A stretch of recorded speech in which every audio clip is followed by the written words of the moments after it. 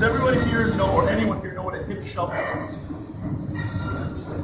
No. Okay. A hip shovel is if, let's say you're and just kind of lean your hip on.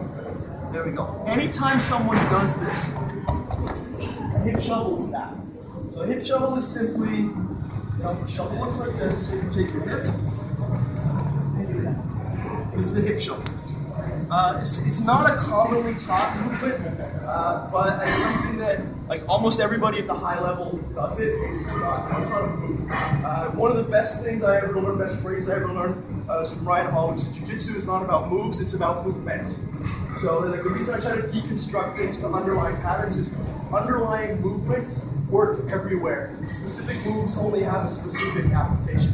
So the hip shovel is something that the context for it is anytime somebody puts their hips directly on you and you feel their weight is under your control, so for instance, if I'm in side mount and I get to here, I get an underhook, but I don't really have a lot of good base yet. John starts leaning towards me. That's a hip shovel. You'll use the hip shovel in half guard. You'll use it if you go to knee on belly on me. He's giving me his weight. If I can trap this post in some fashion, I can hip shovel. It looks fake when you do it. It looks like the guy just kind of like WWE helping me out, but it's incredibly powerful because what's happening is his weight is directly on me. He has no. We talked about base earlier. Base is effective contact with the floor. If you have no effective contact with the floor, you're weightless. Very commonly you see at the beginner level, and even at the intermediate level, and definitely if you weigh more than 200 pounds, you see guys doing this.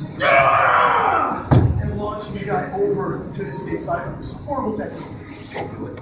But if you can trick someone to leaning their weight on you in any way, you can hip shovel them with almost zero effort. If you're drilling the hip shovel, you should be able to do this motion, even with a much larger person, like 100 times and not really get that tired. It's just core strength. So the way this relates to what I'm saying is what we're doing today is if you're knee cutting, if you're the top person, make absolutely sure that your hip never does that. You never put your hip, it feels right because you're like, oh man, I'm hitting his hips. But you aren't hitting his hips. You're putting your weight on the other guy. So one of the counter motions for a knee cut pass, and I don't want to make this about stopping the knee cut pass because I'm showing you how to do the knee cut pass, is to knee the guy in the butt and brace his hips. And then when he leans on you, so we just want to make sure we're denying our opponent the potential for the hip shovel.